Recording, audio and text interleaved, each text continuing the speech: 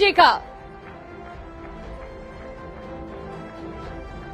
जोरदार तालियां स्वागत कीजिए जिन्हें आप अब तक देखते सुनते रहे हैं। इस तरीके से वो आपके सामने पुराने गाने अंताक्षरी रखते रहे हैं। आप सबके बीच में है अनु कपूर और उनसे बात करेंगी मेरी सहयोगी शिवानी पांडे और सबीना तामंग देशमुख।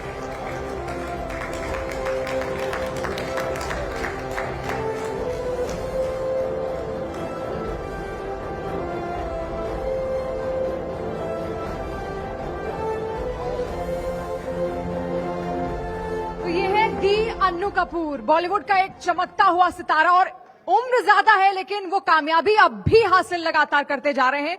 प्रोड्यूसर हैं, एक्टर हैं, अभिनय तो आपने इनका देखा ही है। इसके अलावा रेडियो, टीवी, कोई भी ऐसी फील्ड नहीं है जो उन्होंने छोड़ी नहीं हो। बिल्कुल। और सपना ने, शिवानी ने एक बहुत ही बेहतरीन इंट्रोडक्शन दिया है। हालांकि कुछ शख्सियत ऐसी होती हैं जिन्हें शब्दों की जरूरत नहीं पड़ती। अन्नू जी, आप भी उन्हीं में से एक है। तो अभिनय की दुनिया का बहुत बड़ा नाम, किरदार का वक्त भले ही छोटा हो लेकिन हर किरदार के साथ आप ऐसा न्याय करते हैं कि जिस भी फॉर्मेट में होते हैं वो फॉर्मेट सिर्फ हिट नहीं होता बल्कि सुपर हिट हो जाता है। और आज सारे फॉर्मूले अनुजी आज हम आपसे पूछ कर रहेंगे। तो शुरुआत इसी सवाल के साथ कि संघर्ष करते करते मिसाल आप बन गए। चाय और चूरन की उस दुनिया से निकलकर आप सर्वोपरि बन गए, कैसे? नहीं जी, चाय और चूल्हे का स्टैंडर्ड चेंज हो गया होगा, इम्पैक्ट चेंज हो गया होगा, लेकिन चाय और चूल्हे का चक्कर जिंदगी में संघर्ष का प्रतीक है। और संघर्ष अन्नू कपूर का हो, नरेंद्र मोदी का हो या मुकेश अंबानी का हो, संघर्ष हमेशा, ये अस्तित्व ही संघर्ष है। संघर्ष कभी रुकता नहीं है। और life itself is a struggle. Struggle के अलावा कुछ नहीं है।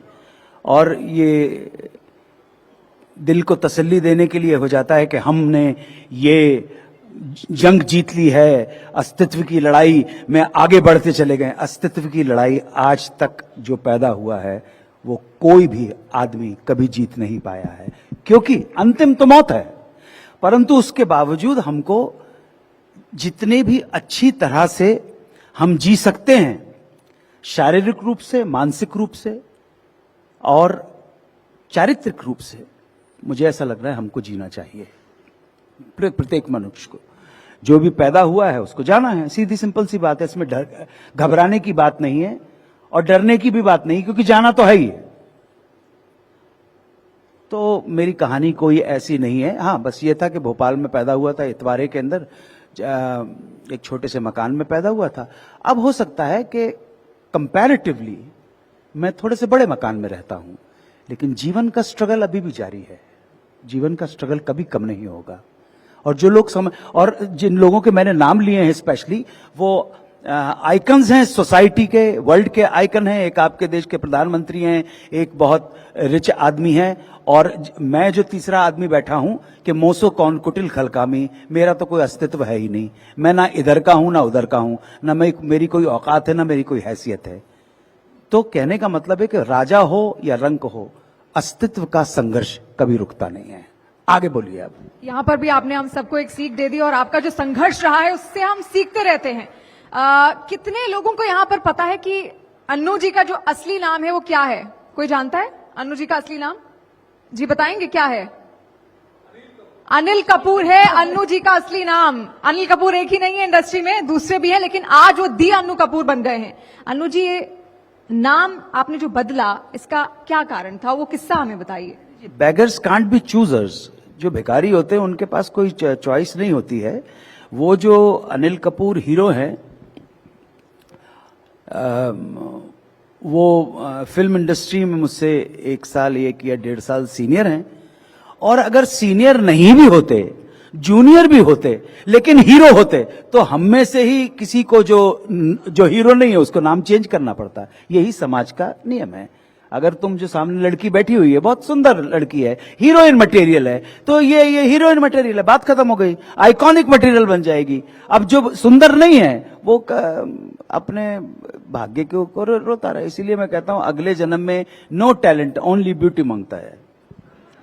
वो talent only beautiful talent. Anu ji, महज 23 साल की उम्र में 70 साल के बुजुर्ग का किरदार आपने निभाया था। गाय तोंडे बॉस का ऐसा किरदार निभाया था जिसे कोई भी नहीं, फैसला, एक रुका हुआ फैसला, हाँ जी, हाँ जी, उसे भी कोई नहीं भूल पाया था। छोटे छोटे किरदार लेकिन छाप बिल्कुल अमिट। पर तब 23 साल में 70 साल के बुजुर्ग का किरदार निभाया था, और अभी हालांकि अभी उस उम्र के पड़ाव में पहुंचना बहुत बाकी है, लेकिन आज 23 साल की इस फिटनेस का राज क्या है? शराब नहीं पीता हूं जी।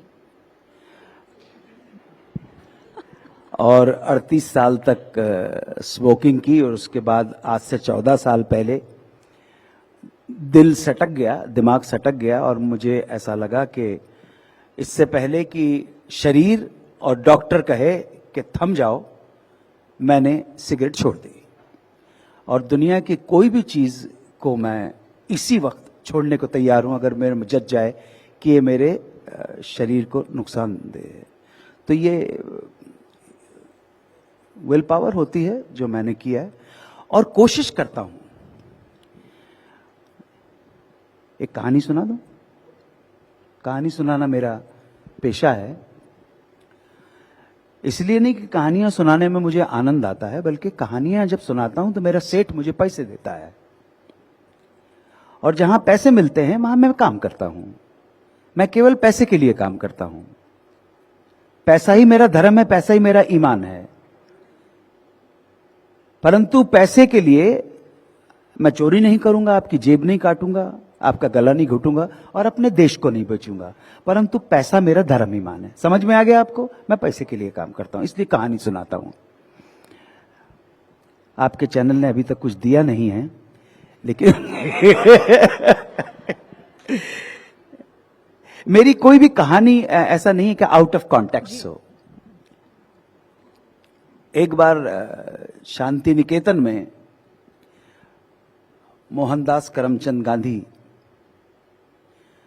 शाम के टाइम पर टहलते हुए पहुंच गए रविंद्रनाथ टैगोर की कॉटेज, और कहने लगे कि गुरुदेव, ये नाम भी मोहनदास करमचंद गांधी ने रविंद्रनाथ टैगोर को दिया था, और बदले में उन्होंने महात्मा जी कहना शुरू कर दिया। तो आदान प्रदान मतलब म्यूचुअल बहुत आपस में कि आइए आप और मैं मिलकर मेरे बारे में बात करें। आप समझ रहे ना जी? बहुत सारी ऐसी चीजें होती हैं जो भिगो भिगो के मारनी बहुत जरूरी होती हैं। सो वो पहुंच गए, कहने आइए गुरुदेव टहलने चलते हैं। तो रविंद्रनाथ टैगोर ने कहा, महात्मा जी मुझे थोड़ा सा 15 मिनट का थोड़ा समय दे दीजिए, मैं अभी आया। और ये कहकर वो अपने कॉटेज के अंदर चले गए। 15 से 17 मिनट हो गए, 17 से 20 मिनट हो गए, 20 से 25 मिनट हो गए, और रविंद्रनाथ टैगोर का कुछ पता नहीं था। तो यहां पे जो माननीय गांधी जी थे वो बहुत घबरा गए। वैसे भी बहुत ही इम्पेशेंट किस्म के व्यक्ति हुआ करते थे। वो बहुत घबरा गए कि ये क्या हो गया, धीरज खो बैठे, और उसी अधैर्य की अवस्था में वो अंदर पहुंचे तो क्या देखते हैं कि रविंद्रनाथ कॉटेज के अंदर एक आदमकद आईने के सामने बड़े तरतीब से खड़े होकर अपने आप को निहार रहे हैं, और अपनी दाढ़ी के लंबे लंबे बालों को हाथ में कंघी ले संवार रहे हैं, केश भी अच्छे से संवार रहे हैं, बार बार अपने आप को देखते हैं, उस आदमकद आईने के अंदर निहारते हैं। अब ये गांधी के लिए बहुत बड़ा शौक था। तो उन्होंने कहा कि गुरुदेव, इस उम्र में ये सब, मतलब आप इस एज के अंदर ये सजना धजना, और उन्होंने कटाक्ष किया था अपनी तरफ से कि ये 16 सिंगार कैसे कर रहे हैं। अब जो रविंद्रनाथ टैगोर ने बात कही, मेहरबान ख्वातीन हजरात, देवियों सज्जनों, वो बड़ी अनमोल है। वो बात ऐसी नहीं है कि जो आपको पीएचडी की किताबों में मिल जाएगी। ठीक है, सुनिएगा। उन्होंने कहा इस उम्र में ये सब। तो रविंद्रनाथ टैगोर ने जवाब दिया कि महात्मा जी, जब तक जवानी थी तब तक तो चलता था, जब तक जवानी थी तब तक चल जाता था, परंतु उम्र के इस दौर में मैं सामने वालों को भद्दा या असुंदर लगूं, यह बहुत बड़ी हिंसा की बात है। और इसका मर्म यह है कि आप सब जो उम्र के उस पड़ाव पे पहुंचने वाले हैं या पहुंच चुके हैं, आप सब सज धज के रहिएगा, शारीरिक रूप से भी अच्छे अच्छे कपड़े पहनिए। मुझे नासिर काज़मी की गजल याद आ रही है कि नीयत शौक भर न जाए कहीं, तू भी दिल से उतर न जाए कहीं। नीयत शौक भर न जाए कहीं, तू भी दिल से उतर न जाए कहीं। आज देखा है तुझको देर के बाद, आज का दिन गुजर न जाए कहीं। और हासिल गजल शेर है कि ना मिलाकर उदास लोगों से, ना मिलाकर उदास लोगों से हुस्न तेरा बिखर न जाए कहीं। बहुत खूबसूरत। तो अच्छे से सजिएगा, बहुत अच्छे से। शरीर अच्छा रहेगा तो ऐसी संभावना बढ़ जाती है कि अच्छे शरीर में अच्छी आत्मा के निवास की संभावनाएं बढ़ जाती। गारंटी किसी चीज की नहीं है।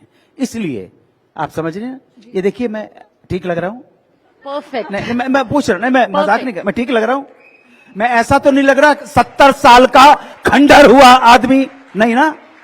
हाँ, बस यही चाहिए। तभी आप हर किरदार में जान डाल देते हैं, क्योंकि शब्दों के साथ साथ शख्सियत का भी मजबूत होना जरूरी होता है। अनु जी, अब आप चर्चा में हैं, आपकी जो हमारे 12 फिल्म आ रही है उसको लेकर एक टीजर आया, उसके बाद से एक हलचल मचती है, तमाम रिएक्शन अजीबोगरीब सामने आने लगते हैं। किस तरीके से आपने इसको देखा, और साथ साथ आपको क्या लगता है कि बहुत चुनौती है इस तरीके की फिल्में रिलीज करना, या बहुत कम समय में लोग बहुत कुछ समझना चाहते हैं और कंक्लूजन तक, गलत कंक्लूजन तक पहुंच जाते हैं? हाँ, काफी विवादों में घिर गई, क्योंकि प्रोड्यूसर डायरेक्टर ने जिस तरह का टीजर जनता के सामने पेश किया, तो मुस्लिम कम्युनिटी को लगा कि उनके धर्म के विरुद्ध जाके उनके धर्म का अपमान किया गया है। इस वजह से कोर्ट कचहरी हो गई है। फाइनली वो फिल्म सुप्रीम कोर्ट तक मुकदमा पहुंच गया। सुप्रीम कोर्ट ने वापस रेफर किया हाई कोर्ट को। हाई कोर्ट ने कहा क्या बोलते हैं, सेंसर बोर्ड से कि आप देखिए। सेंसर बोर्ड ने देखा, फाइनली माननीय 2 जजेस ने देख के निर्णय लिया कि इसमें ऐसा कुछ भी नहीं है जो किसी धर्म या किसी कम्युनिटी के खिलाफ हो। तो ये एक है। फिल्म को बहुत लोग जान गए और बहुत विवाद हो गया, लेकिन विद ड्यू रिस्पेक्ट, ना तो मैं फिल्म देखता हूं, ना मैं टीवी देखता हूं, ना ओटीटी देखता हूं, ना समाचार पढ़ता हूं और ना न्यूज चैनल देखता हूं, तो मुझे कुछ मालूम नहीं है। लेकिन मुझे मालूम है, मुझे धमकियां मिली हैं तो मुझे पुलिस पे जाके रिपोर्ट लिखवानी पड़ी थी, जो भी ड्यू प्रोसीजर होता है इस तरह की चीजों के अंदर। बतौर अभिनेता अनुजी, आपको लगता है कि एक किरदार को निभाने के लिए अभिनेता या अभिनेत्री इतनी मेहनत करते हैं, उस किरदार में जान डालने के लिए न्याय करते हैं, लेकिन जब वो विवादों में फंसती है या फिर उन्हें भयंकर धमकियां तक मिलती हैं, क्योंकि हमने सुना आपको भी शायद धमकी मिली, और उसके बाद पिछली कुछ और भी फिल्में ऐसी आई थी जिनमें अभिनेता या अभिनेत्रियों को धमकी मिली, आपको लगता है ये दौर थोड़ा मुश्किल हो जाता है? क्योंकि एक फिल्म जो होती है वो समाज का आईना होती है, और अगर उसे सामने रखा जा रहा है तो उसके कुछ सकारात्मक पहलू भी होते हैं जो शायद दर्शकों को धर्म जाति से दूर समझकर देखने चाहिए कि उससे मैसेज क्या आ रहा है, संदेश क्या आ रहा है। देखिए, भारत में भारत के प्रजातंत्र को सही मायने में डिसाइड करना पड़ेगा कि वो किस हद तक अभिव्यक्ति की स्वतंत्रता की सीमा तक जाने को तैयार है। 15 अगस्त 1947 और उसके बाद 26 जनवरी 1950 को जो कुछ हुआ है, और उसके बाद जो कुछ आपके देश में हो रहा है, मेरा ऐसा मानना है, मैं गलत भी हो सकता हूं, कि आपका प्रजातंत्र अभी भी शैशव अवस्था में है। योर डेमोक्रेसी और the spirit of democracy is still in infancy. इस देश के लोगों को अपने अधिकारों के बारे में बहुत खुजली होती है। They only talk about their rights. ये मेरे अधिकार है, ये मेरे अधिकार है। लेकिन शायद इस देश का 1% व्यक्ति ने भी मेरे सामने या किसी प्लेटफॉर्म के ऊपर या किसी ऐसी जगह के ऊपर मैंने शायद ही या मुट्ठी भर लोगों को ये कहते सुना है कि इस देश के प्रति, इस समाज के प्रति मेरे जो कर्तव्य हैं, मेरी जो ड्यूटीज हैं, वो पहले आनी चाहिए, बाद में मैं अपने राइट्स की बात करूंगा। I am sorry, in this case we Indians have failed miserably. हम फेल हुए हैं। हम बहुत ज्यादा बात करते हैं अपने अधिकारों के बारे में, फिल्म वाले बहुत ज्यादा बात करते हैं अधिकारों के बारे में। ये जिस फिल्म की आप बात कर रहे हैं वो भी उन्होंने कहा कि हमारे को स्वतंत्रता की अभिव्यक्ति होनी चाहिए। स्वतंत्रता की अभिव्यक्ति के लिए एक सेंसर बोर्ड बनाया गया है। सेंसर बोर्ड के पास कितनी ताकत है, कितना है, जब पैरेलल गवर्नमेंट चलने लगती है तो गड़बड़ होने लगती है, क्योंकि आपके नियम और कायदे उल्लेखित नहीं हैं, वेरी वेल डिफाइंड नहीं है। ये चर्चा बहुत बड़ी चर्चा है, और मैं आपके जो बड़े बड़े जो आपके देश के जो भाषाविद या कानूनविद है, मैं तो एक मामूली सा आदमी हूं जो फिल्में भी नहीं देखता है और समाचार पत्र भी नहीं पढ़ता है, समाचार चैनल भी नहीं देखता है, ओटीटी भी नहीं देखता है, टीवी भी नहीं देखता है, और वो खुश है। I am happy and nobody should have any objection about it if I don't want. अभी एक कुछ किसी चीज से एक वो हो गया था ना कि मैंने कह दिया था कि मैं उनको जानता नहीं हूं, तो उसके ऊपर ही लोग नहीं जानते। अरे भाई नहीं जानते भाई, मैं अगर आपको नहीं जानता हूं तो मैं कोई अपराध नहीं कर रहा हूं ना। Until unless if you are not familiar with the law of a particular land, आप किसी देश के कानून को ना जानकर गलती करते हैं तो अपराध हो सकता है। अदरवाइज किसी स्थान, व्यक्ति और विशेष को या किसी वस्तु को ना जानना अपराध नहीं हो सकता है।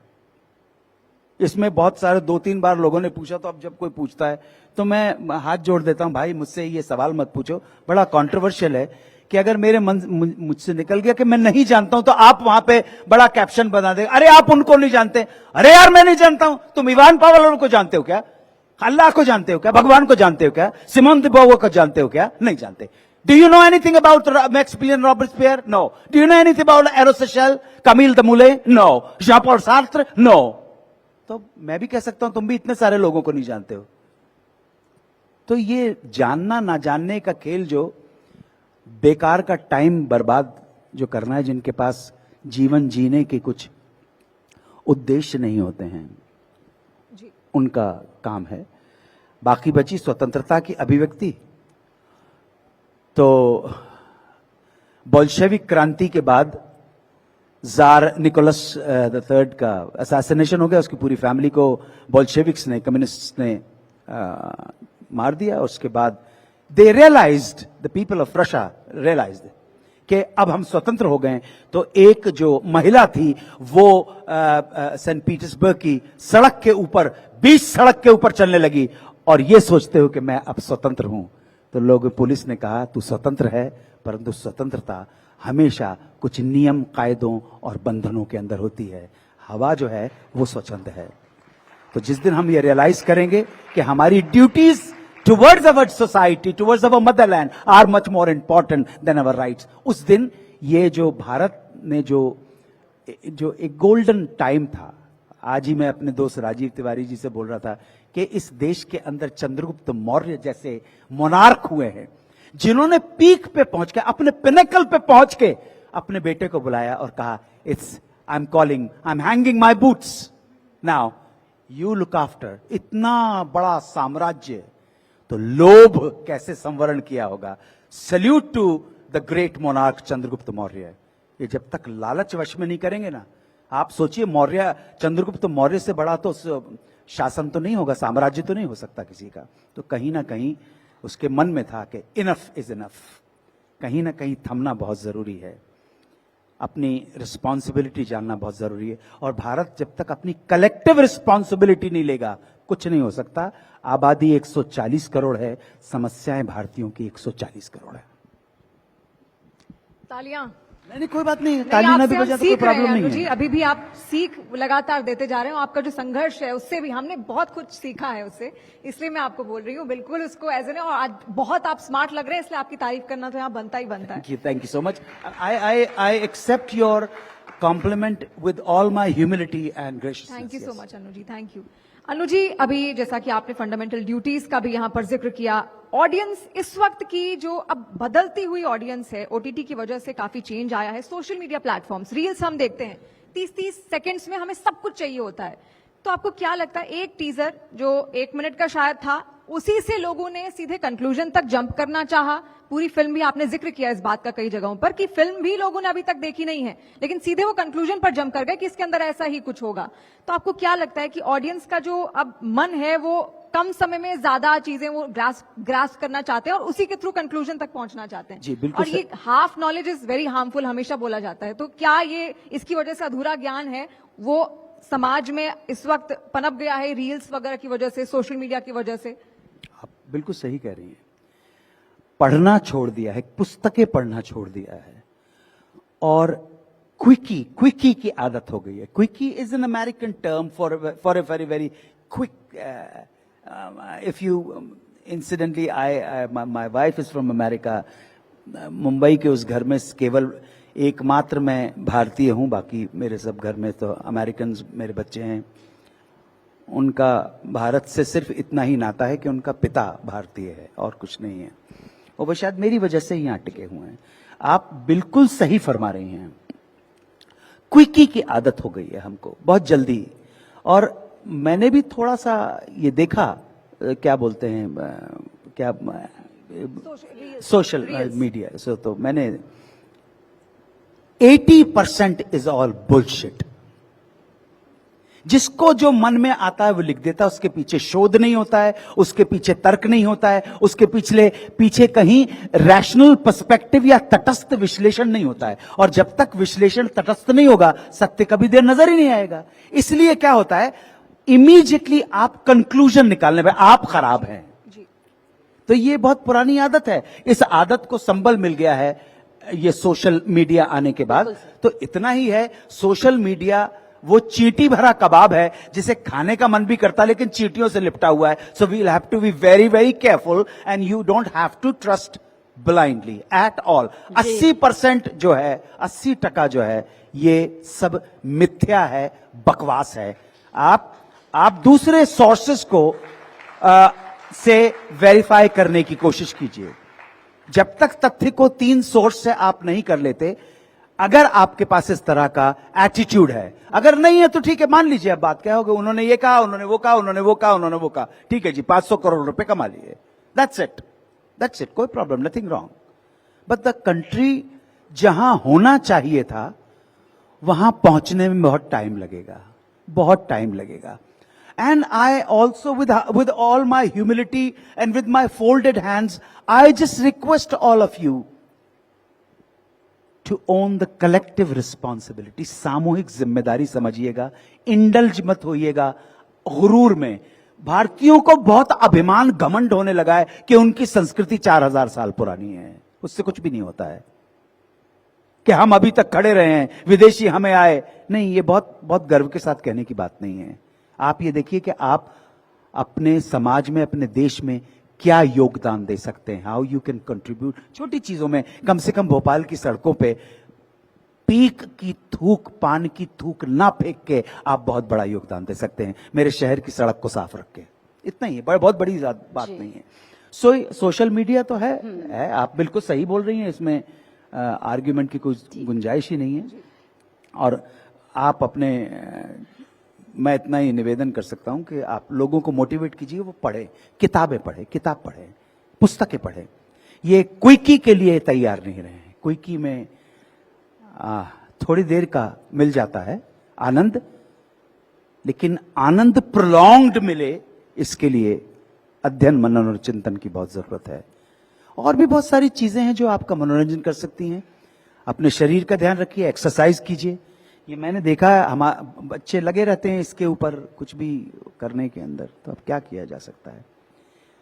विज्ञान आपके लिए वरदान साबित होना चाहिए, अभिशाप साबित नहीं होना चाहिए।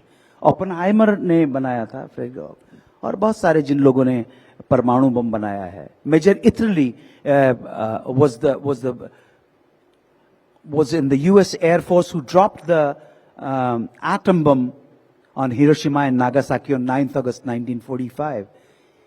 पागल हो गया, मानसिक रूप से विक्षिप्त हो गया था वो व्यक्ति जो उसने विभीषिका देखी थी। और मैं सच बोल रहा हूं आपसे कि ये पूरा विश्व जो है अब जिस कगार पे पहुंच चुका है, हमने देख लिया, इस विश्व ने बहुत बड़े वैज्ञानिक प्रोड्यूस कर लिए, बड़े बड़े आर्किटेक्ट प्रोड्यूस कर लिए, बड़े बड़े जर्नलिस्ट प्रोड्यूस कर लिए, बड़े बड़े नेता प्रोड्यूस कर लिए, बड़े बड़े राइटर प्रोड्यूस कर लिए, सिंगर प्रोड्यूस कर लिए, लेकिन शायद ये संसार अच्छे व्यक्ति, अच्छे मनुष्य प्रोड्यूस करना भूल गया, जिसका खमियाजा हमें और हमारी नस्लों को आगे देना पड़ेगा। We need good people, we need good people in this world, enough of great people. We don't need great people, we don't need genius in this field, in world, we need good people.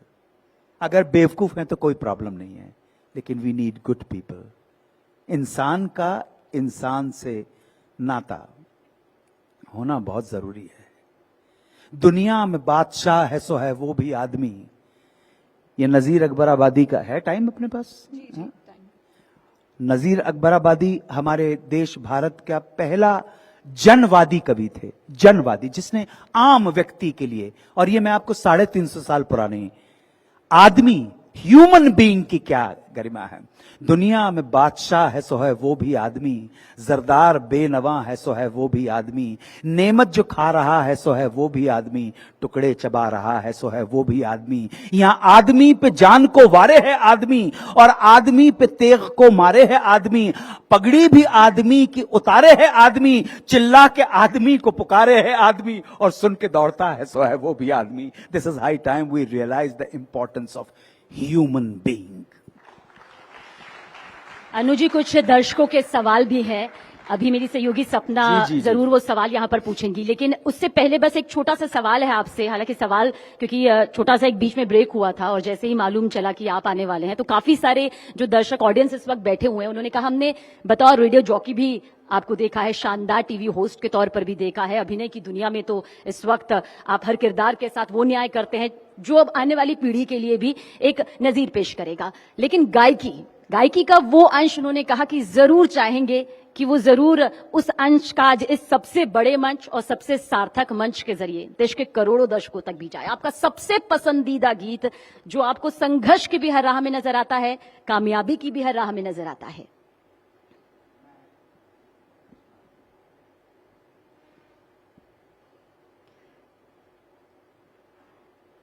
और फिर हमारी सहयोगी सपना भी हमारे साथ में मौजूद है, एक दर्शक है, उनके मन में एक सवाल है आपके लिए।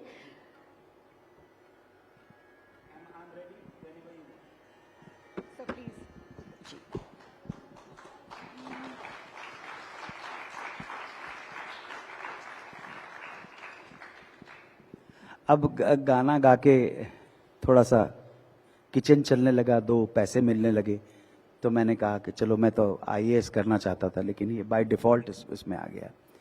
लेकिन जो ओढ़ता हूं, बिछाता हूं, वही गीत आपको सुनाता हूं,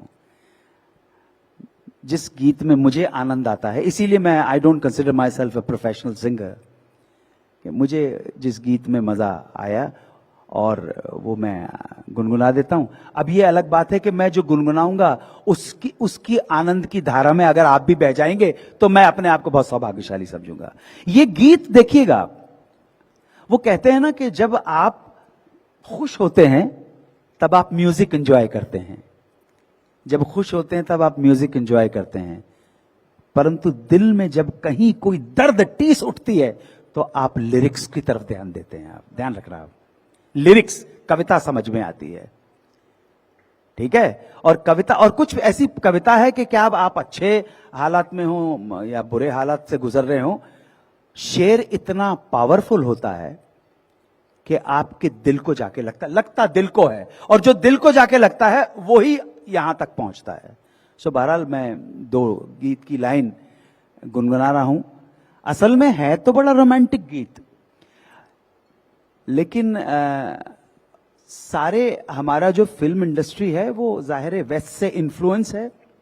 हमारी टेक्नोलॉजी, यहां तक कि हमारे अधिकांश, हम जब बात करेंगे तो हमारा कंटेंट भी उधर था। अब कंटेंट ओरिजिनल आ रहा है धीरे धीरे, परंतु इन सारी चीजों के बीच में, विदेशी सारी चीजों के बीच में एक चीज ऐसी रही जो विशुद्ध रूप से भारतीय थी, और वो था हमारी हिंदी फिल्म के गाने। हिंदी फिल्म के जो गाने थे वो पूरी तरह से मौलिक रहे, ओरिजिनल रहे। और उसके पीछे रीजन है, अगली बार जब बुलाएंगे तो मैं बताऊंगा रीजन क्या है। क्योंकि जो श्रृंगार की जो चपलता हमारे यहां मिलती है वो दूसरे साहित्य के अंदर इस तीव्रता के साथ नहीं मिलती है। दूसरे साहित्य में आप जब देखेंगे तो वहां इरोटिका श्रृंगार हो जाती है, लेकिन हमारे यहां श्रृंगार में तो इरोटिका है, लेकिन इरोटिका में श्रृंगार हो जरूरी नहीं है। और श्रृंगार भी दो तरह का होता है, वो अगली बार जाएंगे तब भी तो बहरहाल अभी गाना सुन लीजिए। और ये है कि गाना है तो रोमांटिक, लेकिन आप इसे चाहें तो एक प्रेयर के रूप में, गुड विशेस के रूप में भी आप इस्तेमाल कर सकते हैं। मैं तो कह रहा हूं कि अगर मैंने तो एक फंक्शन में पेट्रियाटिक 15 अगस्त को जब गाना गाया था तो लोगों के ऊपर इसका इम्पैक्ट कुछ और ही पड़ गया था। मैंने कहा हाथ में झंडा है और गाना देखो क्या गा रहा हूं, अब शब्द को समझना तो तुम्हें लगेगा यही रोमांटिक गाना कैसे देशभक्ति का गाना हो जाता है, यही देशभक्ति का गाना कैसे प्रार्थना और तुम्हारे लिए आशीर्वाद हो जाता है। गाना प्रेस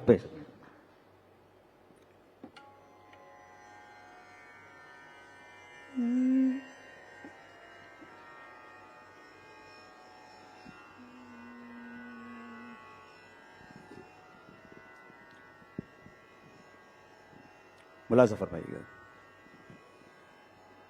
है दुनिया उसी की, जमाना उसी का, है दुनिया उसी की, जमाना उसी का, मोहब्बत में जो हो गया हो किसी का, है दुनिया उसी की, जमाना उसी का, मोहब्बत में जो हो गया हो किसी का, है सजदे के काबिल हर वो दीवाना कि जो बन गया हो तस्वीर जाना, है सजदे के काबिल हर वो दीवाना कि जो बन गया हो तस्वीर जाना, करो एहतराम उसकी दीवानगी का, मोहब्बत में जो हो गया हो किसी का। आखिरी बंद सुनिएगा। बर्बाद होना जिसकी अदा हो, दर्दे मोहब्बत जिसकी दवा हो, बर्बाद होना, क्या बर्बाद होना जिसकी अदा हो, दर्दे मोहब्बत जिसकी दवा हो। भगत सिंह का चेहरा अपने जहन में ले आना, किसी अशफाकुल्लाह का चेहरा अपने ध्यान में ले आना, किसी सरदार पटेल का चेहरा ले आना, किसी राजगिर, किसी सुखदेव का, किसी चंद्रशेखर आजाद, किसी नेताजी सुभाष चंद्र बोस का चेहरा अपने जहन में लाना और फिर सुनना। बर्बाद होना जिसकी अदा हो, दर्दे मोहब्बत जिसकी दवा हो, सताएगा क्या गम उससे जिंदगी का, मोहब्बत में जो हो गया हो किसी का, मोहब्बत में जो हो गया हो किसी।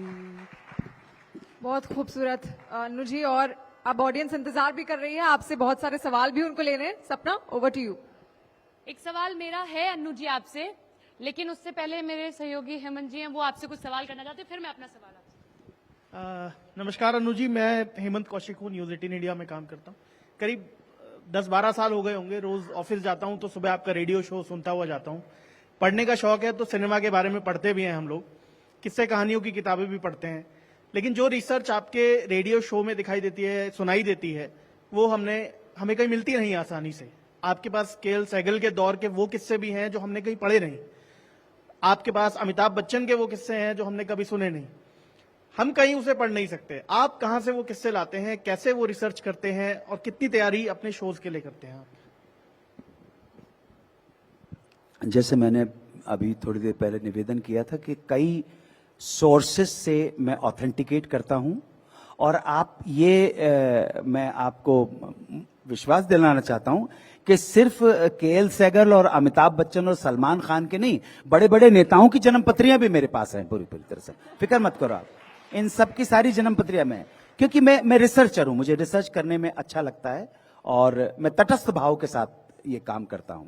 अभी जैसे एक छोटा सा किस्सा मेरे पास आया, तो और हमारे राइटर है मेरी कंपनी के, वो मुझे लिख के भेजते हैं, उसको मैं ठीक करता हूं, जांचता हूं 3-4 सोर्सेस से, और अगर मेरे तर्क की कसौटी के ऊपर, मेरे अनुभवों की कसौटी के ऊपर और बिल्कुल एनालिसिस के ऊपर करेक्ट उतरता है, तभी मैं वो कहानी आपके सामने लाता हूं। शायद वो कहानी इसलिए आपके ऊपर असर छोड़ती है कि आपको मालूम है कि अन्नू कपूर बोलेगा तो सही कहानी होगी। एक कहानी अभी आई, अभी एक कहानी मेरे पास आई कि ये जो आज का एक सुपरस्टार हम कह सकते हैं, आज उसका असल में सरनेम शर्मा नहीं है। कहना है stand if you don't mind, क्योंकि बहुत देर बिल्कुल सर, 70 साल की उम्र में बहुत देर तक बैठना नहीं है और ना ही बहुत ज्यादा लेटना है थोड़ा सा। मैंने कहा कि अच्छा, तो उस कहानी के अंदर यह आया कि इनका असली जो फैमिली नेम पुंज था, पुंज। तो जिनको आज आप कॉमेडी किंग के नाम से जानते हैं, उनका नाम कपिल शर्मा नहीं है, उनका नाम कपिल पुंज था। अब ये छोटी सी बात है नहीं, मैंने कहा, मैंने कपिल को मैसेज किया, उसने मुझे पलट के फोन किया, तो फिर उसने कहानी बताई पूरी कि सर मेरे इस तरह से ऐसा था और मैं कपिल ही लिखता था, और टीचर ने तब पेरेंट्स और टीचर का मीटिंग जो होती है वो तब कॉन्सेप्ट नहीं आया था, तो गुरुजी ने पूछा आगे क्यों लिखा, कहते कि कपिल देव उस वक्त था, तो मेरे को स्कूल में कपिल देव कहने लगे। तो मेरे मामा जी की एक दिन पेटी के ऊपर शर्मा था, मेरे मामा जी वो पुंज ब्राह्मण है, ये मामा जी जो थे शर्मा ब्राह्मण थे, तो इस तरह से उनका नाम ननिहाल के नाम के ऊपर कपिल शर्मा पड़ गया। His actual name is Kapil Kumar पुंज। अब ये छोटी सी बात है, लेकिन मेरे लिए इंपॉर्टेंट बात है। He was born in Amritsar on 2 April 1981। बड़ी सिंपल सी बात है। तो वो रिसर्च करने में आनंद आता है। लता मंगेशकर ने मुझे कहा कि ये मेरे 75 साल हो चुके हैं और मेरे ब्रदर का 80 साल जन्मदिन है, तो तुम ये शो कर दो। मैंने कहा ठीक है, कर देते हैं जी। अब सामने वो बैठी हुई हैं, उनके भाई बैठे हुए हैं, तो अब कैसे चीज को पेश करें? कुछ तो अपनी छाप छोड़ेंगे ना, कुछ तो बताएंगे कि इस दुनिया में आया था, चला गया एक बंदा जो काम सही करके जाता था, ठीक है ना। तो मैंने रिसर्च किया। अब रिसर्च में के बाद जो तथ्य सामने निकले हैं भैया, वो आप नोट कर लेना। वो तथ्य ये है कि 28 सितंबर 1929 को, 28 सितंबर 1929, और जिसको किताबों में या विकिपीडिया में या सोशल में ब्रिटिश इंडिया कहते हैं, ये कोई बहुत मतलब अच्छी बात नहीं है। हमारे भारत का, ब्रिटिश चले गए फिर भी इंडिया तो बाकी रहा है ना भाई, रहा ना भारत रहेगा। हमारी लाख मूर्खताओं के बावजूद ये देश रहेगा, ध्यान रखिएगा आप। तो भारत में, मध्य भारत का एक नगर इंदौर में पंजाबी कॉलोनी में लगभग 9:30 बजे रात से लेकर शनिवार को अश्विनी भाद्रपद में, जब इंदौर की आबादी 1,07,143 थी, 28 सितंबर 1929 की जनगणना के हिसाब से, तब पंजाबी कॉलोनी इंदौर में 28 सितंबर 1929 को 7 कन्याओं ने जन्म लिया था। 7 कन्याओं ने जन्म लिया था शनिवार के दिन, same time, same space, same जगह के ऊपर। 7 कन्याओं में से 6 हम जानते नहीं है।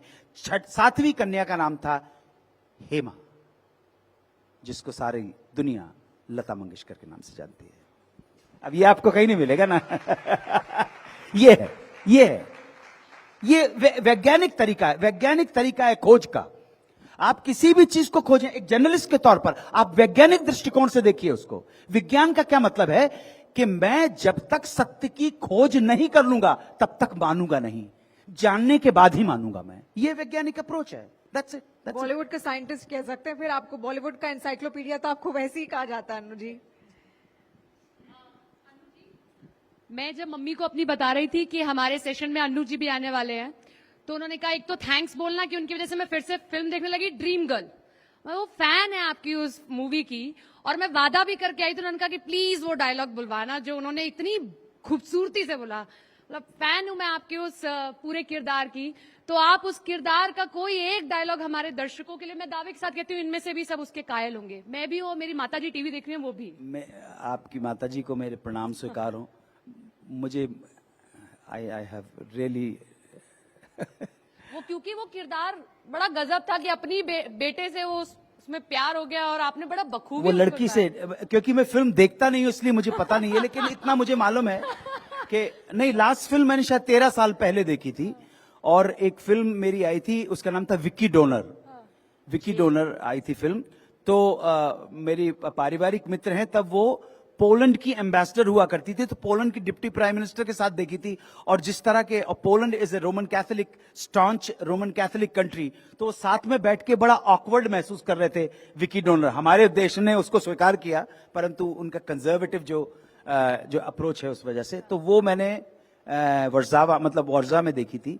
अभी मुझे क्या ड्रीम गर्ल, ड्रीम गर्ल बताओ भाई क्या था? मेरी मम्मी को एक डायलॉग आपका बड़ा पसंद है। क्या? जब वो गाड़ी लेके आते हैं, लोन ले लो बेटा। जी, लोन ले लो बेटा तूने फिर से।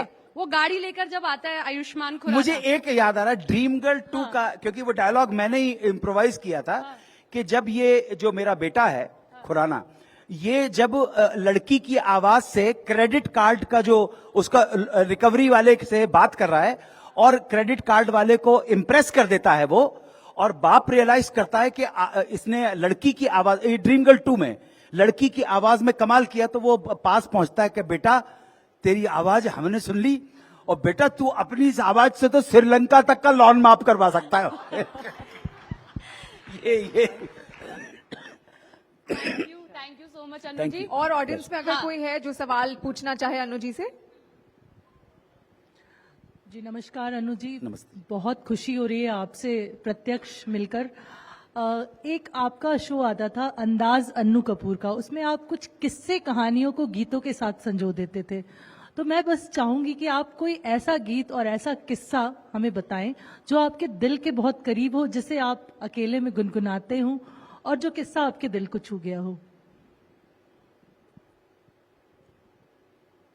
गीत भी जो मैं पिछले साल एक न्यूज़ पब्लिकेशन है, तो उन्होंने मुझे रिक्वेस्ट की कि आप हमारे न्यूज़पेपर के लिए लिखेंगे क्या? तो मैंने कहा कि अच्छा। मैंने लिखा, लेकिन उन्होंने प्रॉपर रिस्पांस नहीं दिया। लेकिन जो मैंने लिखा वो तो, मैं कोई काम शिट कभी नहीं कर सकता हूं, आप समझे मेरी बात? सस्ता काम मेरे बस की बात नहीं है। तो उसमें ये किस्सा मैंने लिखा था। आपने ये पूछा है कि जो मेरे दिल के करीब है, तो इसलिए are you ready for some kind of serious thing, और you want me to not tread into that lane? देखो क्या होता है कि एक कॉन्क्लेव हो रहा है, और पूरे दिन भर से इतना तो मैं मान सकता हूं, बहुत गंभीर चर्चा हो रही है। अभी आते वक्त हमारे भाई ने बताया कि कुछ है, सो मैं आप लोगों को और बोझल नहीं बनाना चाहता हूं। आई डोंट वांट, तो हंसी वसी की कुछ अच्छी मतलब हंसने हंसाने वाली बात अगर करें तो अच्छा हो जाएगा। मानसिक रूप से या इमोशनली अगर थोड़ा सा, तो गड़बड़ हो जाएगा। कभी सुनाऊंगा आपको, सुनाऊंगा मैं डेफिनेटली सुनाऊंगा। वो पंडित केदार शर्मा की लाइफ से जुड़ा हुआ किस्सा है। इट्स वेरी वेरी सीरियस, और इस तरह का प्रेमाइज, ये पर्सपेक्टिव मैं बता नहीं सकता आपको, मैं बिल्कुल बता नहीं सकता, लेकिन it's a very very serious, it's a very very serious story which is very close to my heart, which reality of life.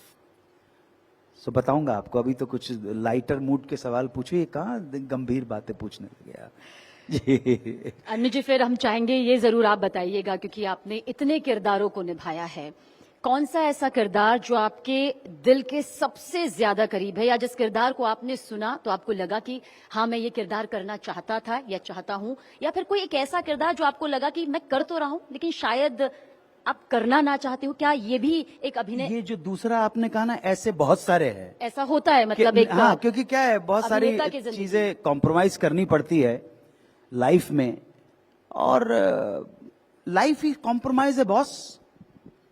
एक बड़ा अच्छा मैसेज मुझे मिला था कि जीवन में अगर कभी कॉम्प्रोमाइज करना पड़े, समझौता करना पड़े और किसी के सामने झुकना पड़े तो बुरा मत मानना, नागवार न मानना, ऐसा ना सोचना कि झुकने से गड़बड़ हो जाएगा। अगर जीवन में किसी के सामने झुकना पड़े तो कोई प्रॉब्लम नहीं, अकड़ना नहीं है। झुकता वही है जिसमें जान होती है, अकड़ तो मुर्दे की पहचान होती है। तो जीवन में अगर कभी कॉम्प्रोमाइज करना पड़े तो कोई प्रॉब्लम नहीं। तो ज्यादातर रोल तो वो कॉम्प्रोमाइज वाले किए हैं, लेकिन फिर भी जीवन के मोड़ के ऊपर कुछ ऐसे आ गए जब कभी अनिल चौधरी जैसे किसी व्यक्ति ने टेलीविजन के ऊपर संत कबीर का रोल दे दिया। मैंने सरदार के अंदर गांधी का रोल किया है। हाँ, या और कमाल की बात है, एक प्रियदर्शन की एक फिल्म है जिसका नाम है सजाए काला पानी, उसमें प्रियदर्शन ने मुझे वीर सावरकर का रोल दे दिया। मैं वही हूं जो एक तरफ वीर सावरकर का रोल करता है, और अब फॉर योर काइंड इंफॉर्मेशन मैं दीनदयाल उपाध्याय का रोल करने जा रहा हूं, और उस्ताद मंजूर अली खान संजरी का भी रोल मैंने किया। कुछ है जिसको करते वक्त बजाते खुद मैं बहुत ही संजीदा किस्म का आदमी हूं, बहुत गंभीर प्रवृत्ति का आदमी हूं। That's fine, you have to tolerate. कुछ संजीदा लोग होते हैं, कुछ फनी लोग होते हैं, मैं बहुत संजीदा हूं, तो मुझे संजीदा रोल करने में बहुत अच्छा लगता है। सो अगर आप में से कभी किसी को हमारे 12 देखने को मिल जाएगी तो आप देखेंगे, वो it's a serious film, it's not a comedy film, it's a serious film. And then you see the performance of Ustad Manzoor Ali Khan संजरी, जो मुझे कहना पड़ा कि this the story of the family of Ustad Manzoor Ali Khan Sanjari, who has different values for the boys and different attitude for the girls. Anu ji, किस्से कहानियां सुनाने का आपको बहुत शौक है, बचपन से ही शौक था, क्योंकि आपकी माता जी जो उर्दू की शिक्षिका थी वो चाहती थी कि आप शिक्षा के क्षेत्र में ही आगे जाएं। इंजीनियर शायद वो चाहती थी आप बने, आप चाहते थे आईएएस ऑफिसर बनना। मैं आईएएस, जो भी ऐसा प्रोफेशन जो समाज में रिस्पेक्टेबल माना जाए, क्योंकि मेरे पिताजी की नाटक नौटंकी की कंपनी थी, तो सामाजिक प्रताड़नाएं बहुत सहनी पड़ी, इसलिए माताजी चाहती थी कि कुछ रिस्पेक्टेबल प्रोफेशन में जाऊं मैं। और स्टूडेंट भी अच्छा था, एकेडमिक करियर भी ठीक था, लेकिन मैं, माँ बाप मेरे गरीब थे, इसलिए मैं आगे की पढ़ाई नहीं कर पाया। तो मजबूरी में मुझे पिताजी की नाटक नौटंकी कंपनी ज्वाइन करनी पड़ी, और यहां पर इस वजह से मैं आपके सामने हूं। तो this is all life, not a problem. जी, हमारे एक और सहयोगी हैं अमृत जी, स्पोर्ट्स कवर करते हैं, तो स्पोर्ट्स से जुड़ा एक सवाल बड़ी देर से आपसे पूछना चाह रहे हैं। जी। सर, आपने कहा कि आपने आखिरी मूवी 13 साल पहले देखी थी, लेकिन उम्मीद है कि आप वर्ल्ड कप जरूर देखे होंगे जब टीम इंडिया फाइनल खेली थी। सॉरी, T20 वर्ल्ड कप की बात मैं कर रहा हूं। जी। भारतीय टीम ने जो वर्ल्ड कप जीता, खिताब अपने नाम किया, वो मैच आपने देखा था? You mean the cricket? Only I heard the commentary when I was shooting for Mr. Shyam Benegal's documentary, मूंगफली की डॉक्यूमेंट्री, in 1983 जून। सो मैंने रेडियो के ऊपर वो कमेंट्री सुनी थी, और अब नहीं मालूम मुझको। टोटके करते हैं बड़े घर में कि अरे रुक जाओ, लास्ट ओवर बच्चा है, आप बंद कर दो टीवी, अभी अच्छा नहीं चल रहा, थोड़ी देर बाद अच्छा चलेगा। वो ऐसे टोटके कभी बचपन में किया, या वहां जब एंटीना हो रहा है? मेरा क्रिकेट या हॉकी देखने का टाइम था, तो मेरे टाइम पे करसन घावरी भाई, करसन जी अभी भी मेरे टच में हैं, हमारे उस टाइम के ऊपर सुनील गावस्कर, कपिल देव, दिलीप वेंगसरकर, गुंडप्पा विश्वनाथ, वो उसके बाद फिर कभी इस तरह से क्रिकेट से या किसी स्पोर्ट्स से जुड़ नहीं पाया मैं, बट शायद टाइम भी नहीं था मेरे पास। मुझे अध्ययन का बहुत शौक है, तो उसमें ही मेरा टाइम काफी बीत जाता है। एक रिक्वेस्ट थी आपसे, आपका डायलॉग है फिल्म में जॉली एलबरी में, वो तहजीब की पुड़िया वाली, अगर वो सर आप प्लीज सुना सके वो डायलॉग पूरा। आप ताज्जुब करोगे, मैं आपका हुक्म सर आंखों पर, लेकिन मुझे डायलॉग याद नहीं है उसके। मुझे नहीं, मुझे सिर्फ एक मैं बता दूं कि वो जब पूछता है एक इंस्पेक्टर है जो आके पूछता है कि माथुर साहब ये क्या बात हुई, तो माथुर साहब का जवाब होता है कि प्रमोद माथुर और पेप्सी अपना फॉर्मूला किसी को नहीं बताते। Is that the dialogue? Something वो भी, और एक वो और है कि मियाँ ये लखनऊ है, यहाँ खाने का चिकन अलग है और पहनने का। हाँ, मियाँ ये लखनऊ है, यहाँ चिकन खाया भी जाता है और चिकन पहना भी जाता है। जी हाँ, जी इस तरह। सहयोगी हितेश जी और एक और हमारे सहयोगी हैं, वो भी पूछना चाहते हैं। पहले हितेश जी। जी सर। सर मैंने आपको श्याम के ऊपर गाते हुए बड़ा सुना है, सारा रारा रा, श्याम के ऊपर, कृष्ण के ऊपर। जी जी जी। दही पी गए सारा रारा रारा। सर मैं चाहता हूं कि इस पूरी ऑडियंस को आज आप खड़ा कर दें स्टेज, मतलब आप ऐसा गाते हैं, मुझे आज भी याद है। तो सर मैं वही आपसे मेरी एक रिक्वेस्ट है, रात श्याम सपने में आए वो भजन एक बार सुना दें। जी जी जी। पता नहीं ये कहां से शुरू हुआ, कौन से स्टेज परफॉर्मेंस से, और उसके बाद भाई ये कपिल शर्मा के शो के बाद क्या बोलते हैं, वायरल हो गया ऐसा? वायरल हो गया, जी। पता नहीं ये कितनी बार वायरल हुआ है। ये भी सोशल मीडिया का ही कमाल है। जी जी इसको है, भी- बहुत ज्यादा नहीं, बहुत बार वायरल हुआ है ये। अब जाहिर है ब्रज का बहुत पुराना गाना है। एक चीज मैं आपको क्लियर करने, लोगों को ऐसा लगता है कि मैं कृष्ण भक्त हूं या राम भक्त हूं या मोहम्मद भक्त हूं या जीसस भक्त हूं। मैं विशुद्ध रूप से एक नास्तिक आदमी हूं। धर्म से और राजनीति से मेरा कोई लेना देना नहीं है, ठीक है ना। मैं अक्सर यही बात बोलता हूं और ताकि आपने एक बात ये भी बोल, मेरा एक ही धर्म है, पैसा। हाँ नहीं, धर्म ईमान पैसा है, हाँ, लेकिन धर्म और राजनीति से कोई लेना देना नहीं है।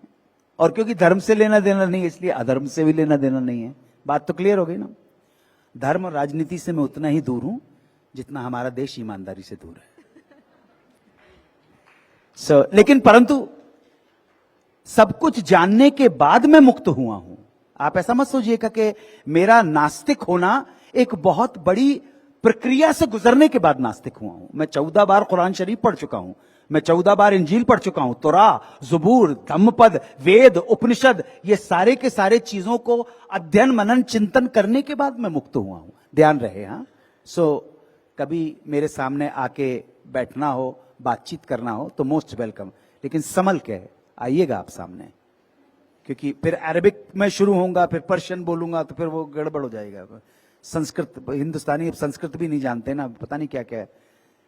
बहरहाल ब्रज भूमि जो है, मध्य युग का जो सबसे अच्छा साहित्य लिखा गया है, कमाल की रचना मध्य युग में नजीर ने लिखी हैं, सूर ने लिखी हैं और रसखान ने लिखी हैं।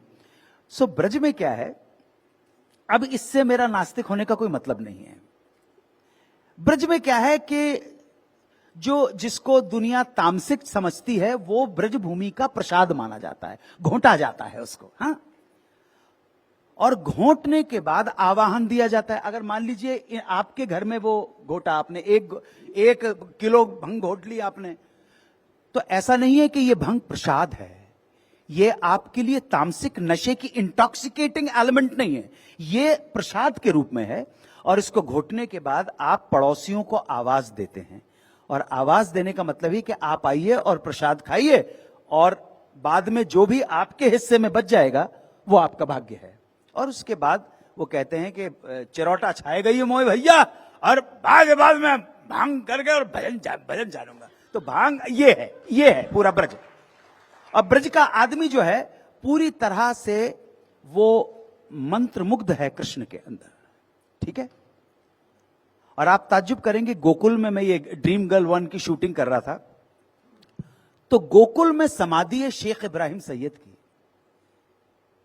जिनको हम या पूरा विश्व या भारतवर्ष रसखान के नाम से जानता है। कृष्ण भक्त थे और वो वही गोकुल के अंदर बस गए थे, और वहीं पर उनकी समाधि है। और उन्होंने अद्भुत कृष्ण के बारे में जो कविता लिखी है वो अद्भुत है, सत्य है, अद्भुत है। क्या मर्म है। बहरहाल वो आवाज लगाते हैं, आपने जगह 2 लाइनें सुना देता हूं आपको।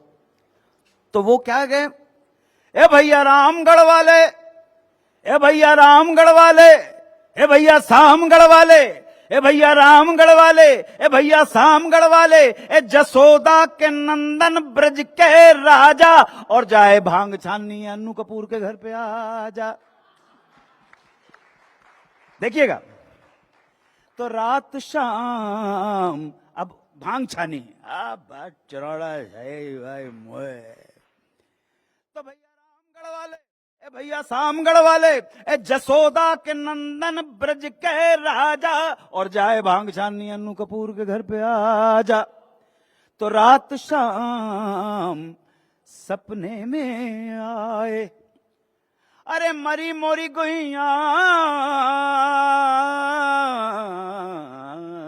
रात शाम सपने में आए, अरे दहिया पी गए सारा रा रा रा रा रा रा, दहिया पी गए सारा रा रा रा रा रा रा, दहिया पी गए सारा रा रा रा रा रा रा, दहिया पी गए सारा रा रा रा रा रा। अब ये चल रहा है, यहां तक तो लोगों ने सुना था डेफिनेटली। अब मैं इसमें 350 साल पुराना, शायद उस शो के अंदर मैंने कहा अब आपको 350 साल पुराना रैप सुनाता हूं, जिसको कवित्व बोलते हैं। अब देखिए कैसे आता है, ये तो 350 इयर्स पुराना है। आपके रैप अंडशन अनाप शनाप करके बिलियनर हो गए हैं, और जे गरीब हर के दासन को डर काको, और कोटि अधम तुम निस्दिन तारे अंधरा सूर सदा को। तो आप ये देखिए, दहिया पी गए सारा रा रा रा रा रा रा, दहिया पी गए सारा रा रा रा रा रा रा, दहिया पी गए सारा रा रा रा रा। आज गई हुति भाव रही हूं, आज गई हुति भाव रही हूं, रस खानी रही कहीं नंद के भवन, आज गई हुति भाव रही हूं, रस खानी रही कहीं नंद के भवन। बाको जियो जुग लाख करोड़, जसमति को सुख जात नहीं, बाको जियो जुग लाख करोड़, जसमति को सुख जात नहीं। तेल लगाए लगाए के अंजन भौं बनाए बनाए डिटो, बाछवी को रस खान बिलोकत, बाछवी को रस खान बिलोकत, मानत काम कला निधि कोट, बाछवी को रस खान बिलोकत, आरत काम कला निधि कोट। काग के भाग बड़ी सजनी, हरी हाथ से ले गौ माखन रोटी, दहिया पी गए सरा रा रा रा रा रा रा, दहिया पी गए सरा रा रा रा रा रा रा, दहिया पी गए सरा रा रा रा रा रा रा।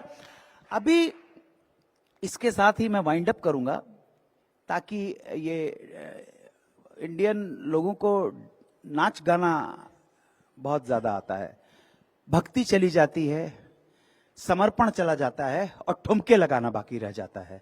नहीं, ठुमके लगाने से काम नहीं चलेगा। जहां ठुमके लगाना है वहां सनी लियोनी बन जाओ, लेकिन जहां समर्पण दिखाना है वहां तुमको रस खान बनना पड़ेगा। आप ध्यान रखिएगा, ये गड़बड़ हो जाती है। देखिए, बहरहाल रस खान को श्रद्धांजलि देते हुए, रस खान कृष्ण भक्त थे, और मैं ये जो स्टेट ऑफ माइंड है किसी व्यक्ति का, ये कैफियत है, ये जो भाव है, मैं इस भाव को सिर्फ प्रणाम कर सकता हूं। वो कहते हैं कि मानस हो तो वही रसखान बसो मिली गोकुल गांव के ग्वारण, कि अगर अगला जन्म हो, नेक्स्ट बर्थ हो, और उस बर्थ में अगले जन्म में अगर मैं मनुष्य योनि में आऊं, लिसन केयरफुली, अगर अगला जन्म हो और मैं मनुष्य योनि में आऊं, तो मानस हो तो वही रसखान बसो मिली गोकुल गांव के ग्वारण। अगर मनुष्य योनि में, तो मुझे गोकुल गांव के ग्वाल बालों में पैदा कर रहा हूं। मानस हो तो वही रसखान बसो मिली गोकुल गांव के ग्वारण, जो पशु हो तो कहा बस मेरो चरोनित नंद की धेनु में जाना। और अगर मुझे पशु पैदा करना, तो नंद बाबा की गायों में पैदा करना मुझे।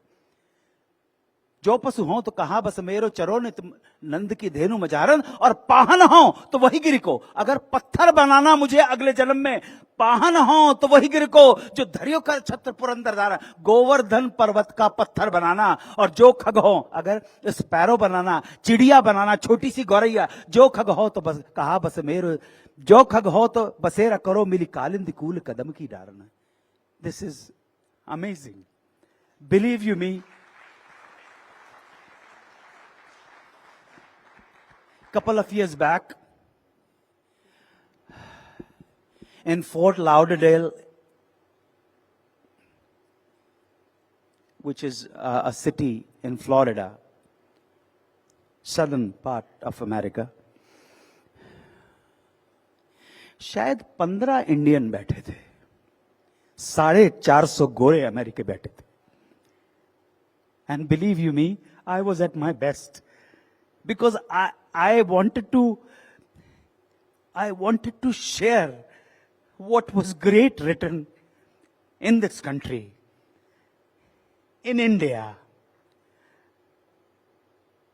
The poetry, the feelings, the perception of people. And you won't believe, those white men, women and children, they were in tears. They were not Krishna Bhakt. And I told them that I'm an atheist. Our country can be great if we take the collective responsibility for the welfare of this country.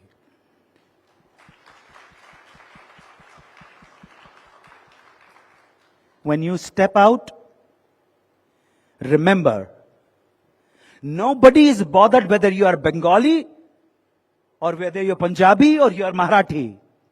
In the streets of Manhattan, they will ask you, where are you from? And you have to say, I'm from India. I'm from India. And that's my land. That's my motherland. We have stopped being Indians. We have to be Indian and bring glory to the motherland. Thank you very much for listening to me. And God bless you. And Jai Hind, Vande Mataram.